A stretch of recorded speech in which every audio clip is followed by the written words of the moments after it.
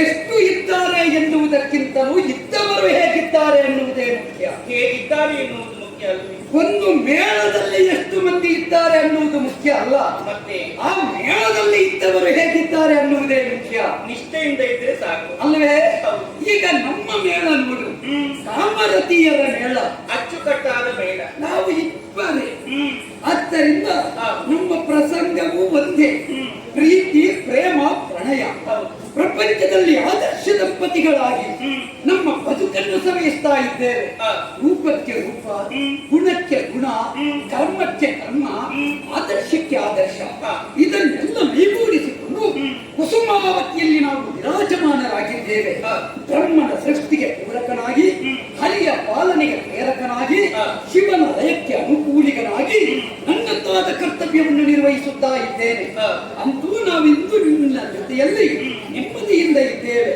ಕಾಮರತಿಯರು ಈ ಪ್ರಪಂಚದಲ್ಲೊಂದು ಹುಟ್ಟಾಗಬೇಕು ಅಂತಿದ್ರೆ ಅದರ ಹಿಂದಿರುವ ಗುಟ್ಟು ಏನು ಅಂತ ಕೇಳಿದ್ರೆ ಮನ್ಮಥನ ಆಟ. ಅದು ಹಾಗೆ ಇರಬೇಕು ಸ್ವಾಮಿ. ಕ್ಷತ್ರಿಯನಾದವನು ಬಾಣವನ್ನು ಪ್ರಯೋಗ ಮಾಡಿದಂತಹ ಕಾಲದಲ್ಲಿ ಏಕದೇಹ ಎನ್ನುವುದು ವಿಭಾಗವಾಗುತ್ತದೆ. ಸತ್ಯ. ಆದರೆ ಮನ್ಮಥನ ಬಾಣ ಹಾಗಲ್ಲ, ಒಂದನ್ನು ಎರಡಾಗಿಸುತ್ತದೆ. ಎರಡು ದೇಹವನ್ನು ಒಂದಾಗಿಸುವ ಮುಖ್ಯವಾಗಿ ನೂತನ ಸೃಷ್ಟಿಗಳು ಕಾರಣವಾಗುತ್ತದೆ. ಛಾತ್ರನೋರ್ವನ ಬಾಣ ಒಂದನ್ನು ಎರಡಾಗಿಸ್ತದೆ, ಮನ್ಮಥನ ಬಾಣ ಎರಡನ್ನು ಒಂದಾಗಿಸ್ತದೆ. ಅದುವೇ ನಮ್ಮದಾದ ಬಾಣದ ವೈಖರಿ. ಈ ನಿಟ್ಟಿನಿಂದ ನಾವು ನೋಡ್ತಾ ಇದ್ರೆ ಇನ್ನು ನಾವು ಸಂತೋಷದಿಂದಿದ್ದೇವೆ. ಈ ಕುಸುಮಾವತಿಯಲ್ಲಿ ಕುಸುಮ ಬಾಣನಾದ ನಾನು ಪ್ರಾಣಸಖಿಯಾದಂತಹ ನಿನ್ನ ಜೊತೆಯಲ್ಲಿ ಸಂತೋಷದಿಂದಿದ್ದೇವೆ. ಆದ್ರೆ ನೀನು ದೂರ ನಿಂತಿದ್ದು. ಹೀಗೆ ಬಾರೆ, ಒಂದು ಅಪ್ಪುಗೆ ಕೊಡು.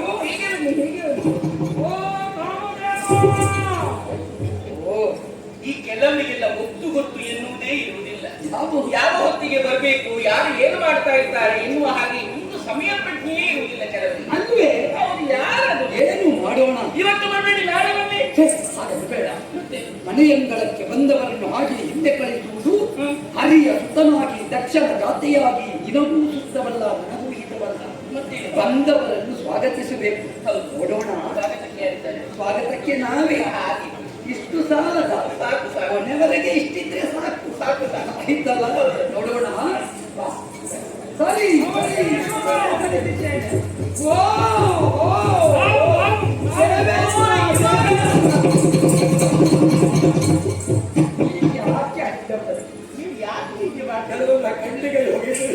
ದೇವೇಂದ್ರ, ಒಟ್ಟು ಸಮಸ್ಯೆ ಆಯಿತು. ಯಾಕೆ ಸಮಸ್ಯೆ ಅಂದ್ರೆ ಹೆಂಡತಿ ಜೊತೆಯಲ್ಲಿರುವಾಗ ಬಿಸಿಯ ಪೂಜೆ ಅಲ್ಲಿಗೆ ಸೆಳೆಯಿತು.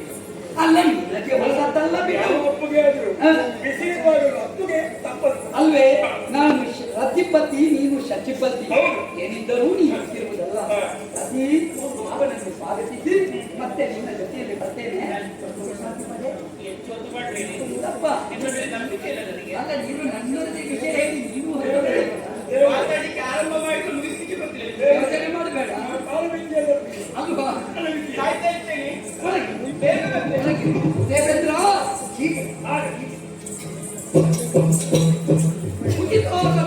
ಸಂತೋಷವಾಯಿತು. ಮಿತ್ರನಾದ ನಿನಗೆ ಯಥೋಚಿತವಾದ ಸತ್ಕಾರವನ್ನು ವಿರಚಿಸಿದ್ದೇನೆ. ಆದರೆ ಇಂದು ನೀ ಇಲ್ಲಿಗೆ ಬಂದುದು ಏನು ವಿಶೇಷ ಅಂತ ಗೊತ್ತಾಗಿದೆ. ಏನಾಗಬೇಕು ಏನಾಗಬೇಕು ಬಂದು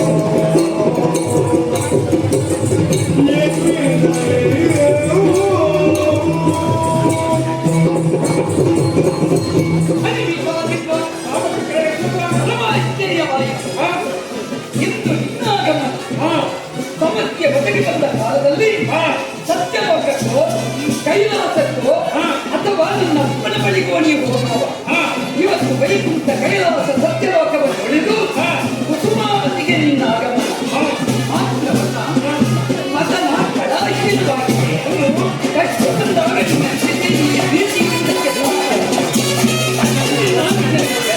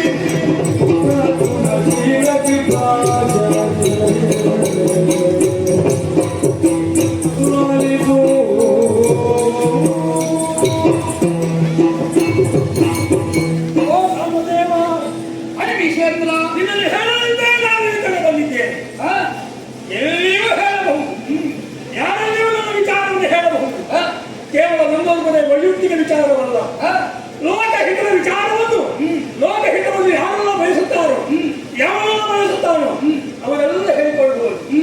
ಆದರೆ ಹೇಳಿಕೊಂಡಲ್ಲಿ ಹೇಳಿದವನಿಗೆ ಮಾತ್ರವಲ್ಲ ಲೋಕಕ್ಕೆ ಹಿತವಾಗುವಂತಹ ಕಚ್ಚಲಾಗುವುದು ಯಾರು ಎನ್ನುವುದು ಮುಖ್ಯವಾಗ್ತದೆ. ಸತ್ಯ ನೀವೇ ಹೇಳಿದಂತೆ ನಿನ್ನಲ್ಲಿಗೆ ಮಾತ್ರ ಬಂದದ್ದಲ್ಲ, ಮತ್ತೆ ಬ್ರಹ್ಮದೇವನಿಗೆ ಹೋಗಿದ್ದೆ. ಹೌದೇ ಸಮಸ್ಯೆ ಆಗದು, ಕೈ ಸಾಗದು. ಒಂದೇ ಶಬ್ದದಲ್ಲಿ ಉತ್ತರ ಬಿಟ್ಟು ಉತ್ತರ ಕೊಟ್ಟ. ನಾನು ತೇಜವನ್ನು ಮೊದಲೇ ಕಳೆದುಕೊಂಡಿದ್ದೆ. ಬ್ರಹ್ಮನ ಮಾತು ಕೇಳಿ ನಿಶ್ಚೇತನಾದೆ. ಏನು ಪರಿಹಾರ ಹೋಗು ವೈಕುಂಠಕ್ಕೆ ಅಂತ ಹೇಳಿದ. ಹೋದೆ ಹೋದೆ. ಹಗೆಗಳಿಗೆ ಅವರ ವೀಪದೀರ್ವರು ತೆಗೆಯವರಿಯರು ಕೊಟ್ಟ ಬರಗಳನ್ನು ಕೊಡುವ ತೆಗೆವ ಸಮರ್ಥ ಹರಿ ಜಗದಿ ಹರಿಯಂತೆ. ಖಂಡಿತ ಹೌದು. ಈಗ ನಾನು ಸಮಸ್ತ ಲೋಕಕ್ಕೆ ದಾರಿ ನೀಡು ಅಂತ ಹೇಳಿದೆ. ನನ್ನ ಎಲ್ಲಾ ವಿಚಾರವನ್ನು ಬಹಳ ತಾಳ್ಮೆಯಿಂದ ಸಾಂಪದ ಗುಣೋಪೇತರಾದಂತಹ ಶ್ರೀಹರಿಯು ಕೇಳಿದ. ಹೌದೇ ಏನೆಂದ? ನನ್ನ ಕಷ್ಟವನ್ನು ಕಂಡು ಅವನು ಬರುಗಿದ. ಕಷ್ಟ ನಿನಗೆ ಮಾತ್ರವಲ್ಲ, ಲೋಕಕ್ಕೆ ಒದಗಿದಂತಹ ಕಷ್ಟ, ಕಷ್ಟ ಪರಿಹಾರಕ್ಕೆ ಮಾರ್ಗವನ್ನು ಹೇಳಬೇಕು. ನನ್ನಿಂದಾಗಲು ದೇವರಿಂದಲೂ ಆಗದ ಕಾಯಕ ನೀನು ಹೇಳಿದೆಯಲ್ಲ, ಹರಿಗಳಿಗೆ ಬರಬರಿ ಹೋಗಬೇಕು. ಆದರೆ ಅವನೇ ಹೇಳಿದ ನನ್ನಿಂದಾಗದಂತಹ ಕಾರ್ಯ ಹೇಳಿದ. ಆಗಲೇ ಅವನ ಮಾರ್ಗ ಹೇಳ್ತೇನೆ ಅಂತ ಹೇಳಿದ. ಹಾಗೂ ಕುಸುಮಾವತಿಯ ಪಟ್ಟಣಕ್ಕೆ ಅಂತ ಹೇಳಿದ. ಆದ್ದರಿಂದ ಹೇಳ್ತೇನೆ, ಪೇಳುವೆ ಕೂಡದಂತಹ ಆವಟದ ಉಪದ್ರವ, ಅವನ ಉಪದ್ರವದ ಪರಿಣಾಮವಾಗಿ ಲೋಕವು ಮೂರಕ್ಕೂ ಹಾನಿ ಎಸಗಿದ್ದಾನೆ. ದೇವಲೋಕವನ್ನು ಪ್ರವೇಶಿಸಿ ನಮ್ಮನ್ನೆಲ್ಲ ಬೆಸಗಿಡಿಸಿದ್ದಾನೆ. ಪರಾಭವವನ್ನು ಅನುಭವಿಸಿದ್ದೇನೆ. ನೋವು ನನಗೆ ಮಾತ್ರವಲ್ಲ, ಲೋಕಕ್ಕೆ ನೋವು, ಲೋಕಕ್ಕೆ ನೋವು. ದೇವೇಂದ್ರ, ನಿನ್ನ ಮಾತನ್ನು ಕೇಳುವಾಗ ಆಶ್ಚರ್ಯವಾಗುತ್ತಾರೆ. ಯಾಕೆ? ಬ್ರಹ್ಮನ ಬಲಬಲ ಕೂಳತಾದ ಕನಿಗೆ ಅವನಿಂದ ಬಗೆಹರಿಸಲಾಗದ ಕಾಯಕ ವಿಷ್ಣುವಿನಿಂದ ಸಾಧ್ಯವಾಗುತ್ತದೆ. ಹೌದು. ಅಂತಹ ನನ್ನಪ್ಪನಾದ ಮಹಾವಿಷ್ಣುವೇ ನಿನ್ನನ್ನು ನನ್ನ ಬಳಿಗೆ ಕಳುಹಿಸಿದ್ದಾನೆಂದಾದ್ರೆ ನನ್ನಿಂದ ಏನು ಸಾಧ್ಯ? ಅವನಿಗೆ ತಾರಕಾಸುರಿಗೆ ಕೊಟ್ಟಂತಹ ಅವರ ಬ್ರಹ್ಮದೇವರೇನೆಂದು ಈಶನ ಕುಮಾರಿಯಿಂದಲೂ ಅನ್ಯತಾ ವರ್ಣವಿಲ್ಲ. ಈಶನ ಮಗನಿಂದ ಹೊರತು ಅನ್ಯತಾ ಯಾರಿಂದಲೂ ಆತನಿಗೆ ವರ್ಣವಿಲ್ಲ. ಈಶ್ವರನ ಮಗನಿಂದ ಅವನ ನಾಶ ಆಗಬೇಕು ಅಂತಿದ್ರೆ ವಿಷ್ಣುವಿನ ಮಗನಿಂದ ಏನಾಗಬೇಕು? ಅದಕ್ಕೆ ಹೇಳಿದ, ಅವನಿಗೆ ಈಶನ ಕುಮಾರ ಹುಟ್ಟಬೇಕಿದ್ರೆ ಗಿರಿಜಾ ಕಲ್ಯಾಣವಾಗಬೇಕು. ಗಿರಿಜಾ ಕಲ್ಯಾಣವಾಗಬೇಕಿದ್ರೆ ಸತಿ ಮೊದಲೇ ದಗ್ಧಳಾಗಿ ಹೋಗಿದ್ದಾಳೆ, ಸತಿಯು ತಪಸ್ಸಿನಲ್ಲಿದ್ದಾಳೆ. ಈಶ್ವರನು ಕೂಡ ವೈರೋಗ್ಯದಿಂದ ತಪಸ್ಸಿನಲ್ಲಿ ನಿರತರಾಗಿದ್ದಾನೆ. ಶಿವ ಗಿರಿಜಿಯರು ಒಂದಾಗಬೇಕು. ಅದಕ್ಕಾಗಿ ನನ್ನ ಮಗನ ಉಪಯೋಗಿಸಿಕೊಳ್ಳಬೇಕು ಅಂತ ಹೇಳಿದ. ಹೇಗೆ? ನಿನ್ನ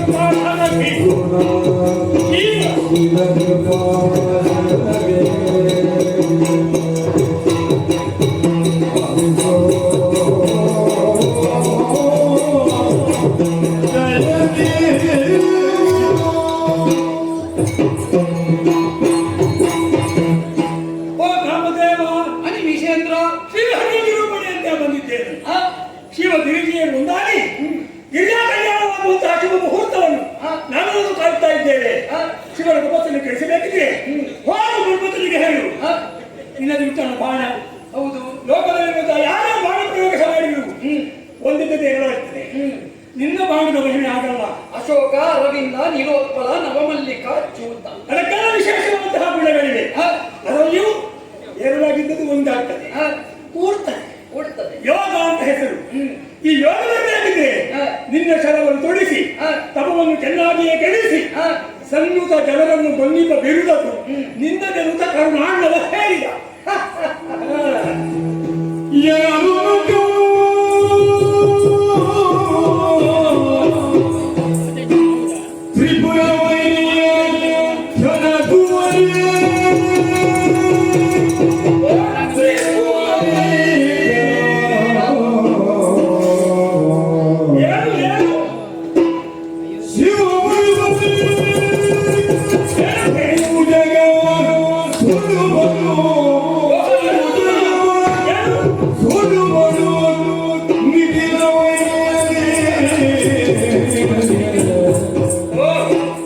Tuna bidire, tupanda baydi. ಏನು?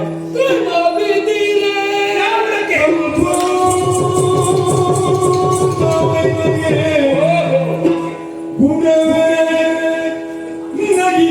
ಯಾವುದು?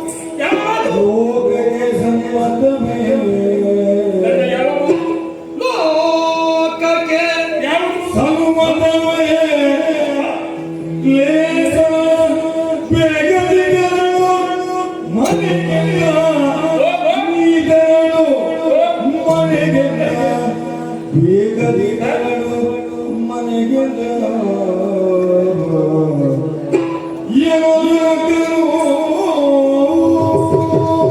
ದೇವರಾಜ, ಏನಯ್ಯ ಮಗನ ದೇವ? ನಿನ್ನ ಮಾತುಗಳನ್ನು ಕೇಳುವಾಗ ಆಶ್ಚರ್ಯವಾಗುತ್ತಾ? ಯಾಕೆ? ಪರಶಿವನ ತಪಸ್ಸನ್ನು ನಾನು ಕೇಳಿಸಬೇಕು. ಹಾ, ಆ ಮುಖಾಂತರವಾಗಿ ಲೋಕ ಕಲ್ಯಾಣವಾಗಬೇಕು. ಹೌದು. ಯಾರ ಮುಂದೆ ಯಾರ ವಿಕ್ರಮ, ಹಾ, ಯಾರ ಮುಂದೆ ಯಾರ ಸತ್ವ ಪರೀಕ್ಷೆ, ಹಾ. ಈ ಪ್ರಜ್ಞೆ ನಮಗೆ ಯಾವತ್ತೂ ಬೇಕಾಗುತ್ತದೆ. ದೇವ ನೀನು ದೇವೇಂದ್ರ. ನನ್ನನ್ನು ಕಂಡೊಡನೆ ಹ? ನಗುವೇ ನನ್ನನ್ನು ತಿರಸ್ಕರಿಸ್ತಾನೆ. ನನ್ನ ನಗುವಿನ ಹಿಂದೊಂದು ಅರ್ಥ ಉಂಟು ದೇವೇ. ಏನು ದೇವ? ಮೆಲುನಗು ಹ. ಮಾತ್ರವಲ್ಲ, ಮುಗುಳ್ನಗು, ಹಾ.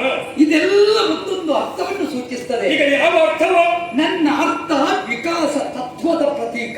ಯಾವುದು ವಿಕಾಸ? ಹೇಗೆ ವಿಕಾಸ? ವಿಶ್ವೋತ್ತಮನಾದ ವಿಶ್ವಂಬರನಾದ ಪರಮೇಶ್ವರನ ತಪಸ್ಸನ್ನು ಕೆಡಿಸಬೇಕು ಅಂತ ನೀ ಆಡಿದೆಯಲ್ಲ. ಹೌದು.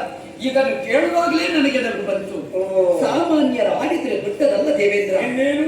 ಸುಧರ್ಮ ಸಭೆಯ ಧರ್ಮ ಸಿಂಹಾಸನವನ್ನು ಅಲಂಕರಿಸುವಂತಹ ಕಿಕ್ಕೀತ ಕೋಟಿ ಜೀರ್ವಾಣತೆಗೆ ಉಪದೇಶ ನೀಡುವಂತಹ ಸಪ್ತಋಷಿಗಳನ್ನು ಸಮಕ್ಷದಲ್ಲಿ ಕುಳ್ಳಿರಿಸಿ ಕರ್ಮ ಜಿಜ್ಞಾಸೆಯನ್ನು ಮಾಡಬಲ್ಲಂತಹ ಸಶಕ್ತನಾದಂತಹ ಶಕ್ತರ. ಹಾ. ನೀ ಕೇಳುವ ಮಾತೇನೋ ಇದು? ಇಲ್ಲವೇ? ನೀ ಹೇಳುವ ವಿಷಯವೇನೋ? ಅಲ್ಲವೇ? ಸದಾಶಿವನಲ್ಲಿ ಈ ಮನ್ಮಥನಲ್ಲಿ ಏನಾದೀತು? ಅಂತಹ ವಿಶ್ವಾತ್ಮಕನಾದಂತಹ ಮಹಾ ದೇವ ಹಾ. ಅವನನ್ನು ಕೆಳಕ್ಕೆ ಈ ಪ್ರಪಂಚದಲ್ಲಿ ಬದುಕುಳಿಯುವುದಕ್ಕುಂಟೆ. ತನ್ನ ಸತಿಯನ್ನು ಕಳಕೊಂಡ ದುಃಖದಿಂದ ಹಾ. ಅವನು ವಿಶ್ವ ಪರ್ಯಟನೆಗಾಗಿ ಗಮಿಸಿದ್ದಾನೆ. ದಾಕ್ಷಾಯಿಣಿಯನ್ನು ಕಳಕೊಂಡು ಅವಳ ಹೆಣವನ್ನು ಹೆಗಲಿಗೇರಿಸಿಕೊಂಡು ಹೋಗುವ ಕಾಲದಲ್ಲಿ ಹಾ. ಮಹಾವಿಷ್ಣು ಅವನನ್ನು ಶಾಂತಗೊಳಿಸುವುದಕ್ಕೆ ಬೇಕಾಗಿ ಆ ದೇಹವನ್ನೇ 18 ತುಂಡು ಮಾಡಿ 18 ದಿವ್ಯ ಕ್ಷೇತ್ರವನ್ನು ನಿರ್ಮಾಣ ಮಾಡಿದ್ದಾನೆ. ಅಂತಹ ಅವನ ಮನಸ್ಸು ಮತ್ತೆ ವಿಚಲಿತವೇ ಆಗಲಿಲ್ಲ. ಯೋಗೀಶ್ವರಾಗಿ ತಪೋನಿರತನಾಗಿದ್ದಾನೆ. ಹಾ. ದೇವೇಂದ್ರ, ಈ ಪ್ರಪಂಚದಲ್ಲಿ ಯಾರನ್ನಾದರೂ ಕೆಣಕಬಹುದು. ಒಬ್ಬ ಯೋಗಿಯನ್ನು ಕೆಣಕಿ ಬಾಳುತ್ತೇನೆ ಅಂತ ಹೇಳುವುದು ಅದು ಅಲ್ಪತನವಾಗುತ್ತದೆ. ನಿನಗೆ ಯಾವ ಯೋಗಿಯ ಭಯ ಈಗ? ನನಗೆ ಅದೇ ಯೋಗಿಯ ಭಯ. ಅಲ್ಲ, ಯಾವ ಯೋಗಿ ಅಂತ ಹೇಳಲು ನೋಡಿ. ಪರಮೇಶ್ವರನೆಂಬ ಯೋಗಿಯ ಭಯ. ಆದ್ದರಿಂದಲೇ ಅಂತಹ ಯೋಗಿಯನ್ನು ಕೆಣಕುವುದಕ್ಕೆ ಯೋಗೇಂದ್ರನಾದ ಮಹಾವಿಷ್ಣುವಿನ ಸೂಚನೆ ಅಂತ ನೀ ಆಡ್ತಾ ಇದ್ದಿ. ನೀ ಸೂಚಿಸಬಹುದು, ಏನು? ಆದರೆ ನಾ ಯೋಚಿಸ್ತೇನೆ ಯಾರ ಮುಂದೆ ಅಂತ. ಯಾರ ಮುಂದೆ? ಅದು ಪರಮೇಶ್ವರನ ಮುಂದೆ. ಹಾ. ಪ್ರಳಯಾಗ್ನಿಯ ಮುಂದೆ ಸಣ್ಣದಾದಂತಹ ಹುಲ್ಲು ಕಡ್ಡಿಯೊಂದನ್ನು ಇಟ್ಟರೆ ಹುಲ್ಲು ಕಡ್ಡಿ ಏನಾದೀತು? ಭಸ್ಮವಾಗಿ ಹೋಗಿತು. ಅಂತಹ ಪ್ರಳಯಾಗ್ನಿಗೆ ತುತ್ತಾಗುವಂತಹ ಪರಿಸ್ಥಿತಿಯೊಂದು ಮನ್ಮಥ ದೇವನ ಬದುಕಿನಲ್ಲಿ ಬರಬೇಕು ಅಂತ ನೀವು ಊಹಿಸುವುದು ಅದು ಸಾಮಾನ್ಯ ಜ್ಞಾನವಾಗುತ್ತದೆ. ಹಾಗಾದ ಕಾರಣ ಹೇಳ್ತಾ ಇದ್ದೇನೆ, ತೃಣ ಬಿದಿರೆ ಕಲ್ಪಾಂತವ ಶಿರಿಗೆ ಮಾತ್ರವಲ್ಲ, 3 ಲೋಕವನ್ನಾದರೂ ಸುಟ್ಟೊರಗಬಹುದಾದಂತಹ ನೇತ್ರವನ್ನು ಹೊಂದಿದ, ನೇತ್ರದಲ್ಲಿ ಅಗ್ನಿಯನ್ನು ಹೊರಹೊಮ್ಮಿಸಬಲ್ಲಂತಹ ಸರ್ವಾತ್ಮಕನಾದ ಅವ್ವಯಲ್ಲಿ ಇದ್ದು ಈ ಮನ್ಮಥ ಎಲ್ಲಿ? ಹಾಗಾಗಿ ನಾವು ಯಾವುದೇ ಕೆಲಸ ಮಾಡುವಾಗಲೂ ಯೋಚಿಸಿ ಮಾಡಬೇಕು. ಆದ್ದರಿಂದ ಯಾವತ್ತೂ ನಾನು ಯೋಚಿಸುವವ.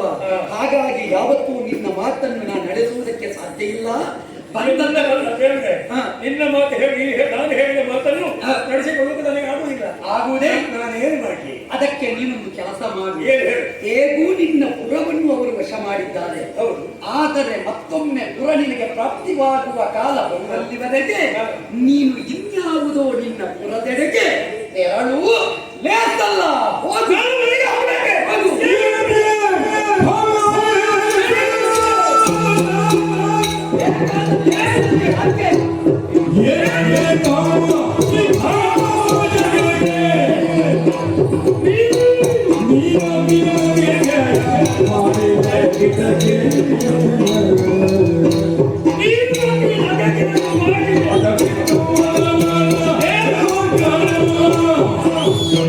Vida, vida, vida.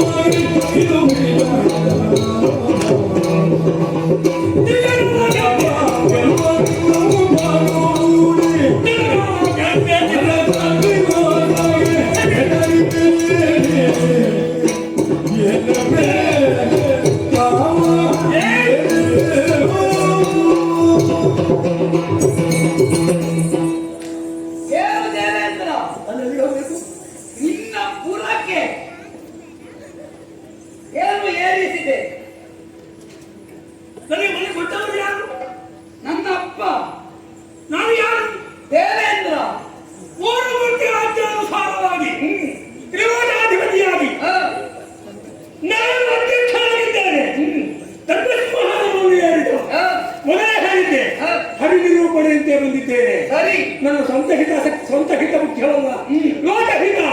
ಲೋಕಹಿತ ಮಮಕರಣೀಯಂ.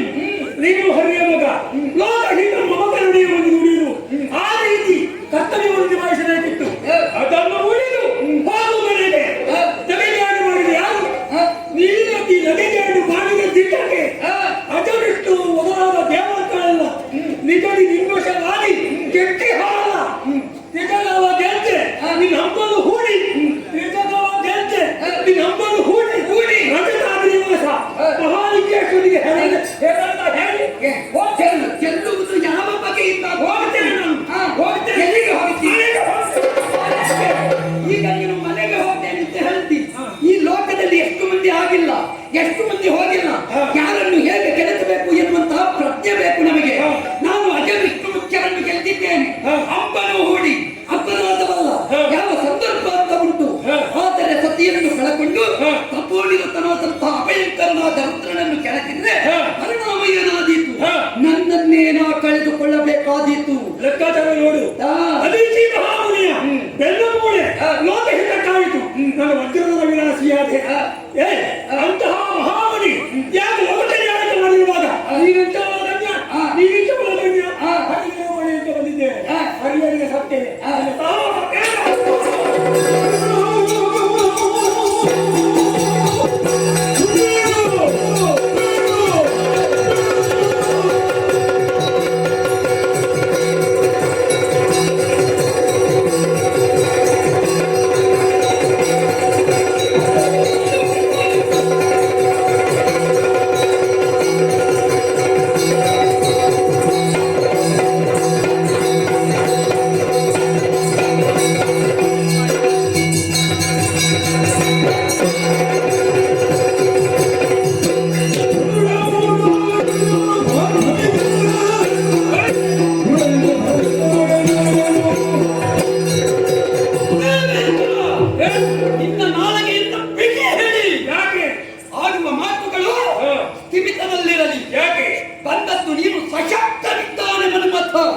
ಎನ್ನುವ ಕಾರಣಕ್ಕೆ ಬೇಕಾಗಿರುವುದು ತಾನೇ ವಿಶ್ವಾಸವಿತ್ತು. ಕೇವಲ ರತಿಯ ಜೊತೆಯಲ್ಲಿ ಶೃಂಗಾರ ಕಾವ್ಯದಲ್ಲಿ ಭಾಗಿಯಾಗುವುದಕ್ಕೆ ಮನ್ಮಥನ ಬದುಕಲ್ಲವೋ?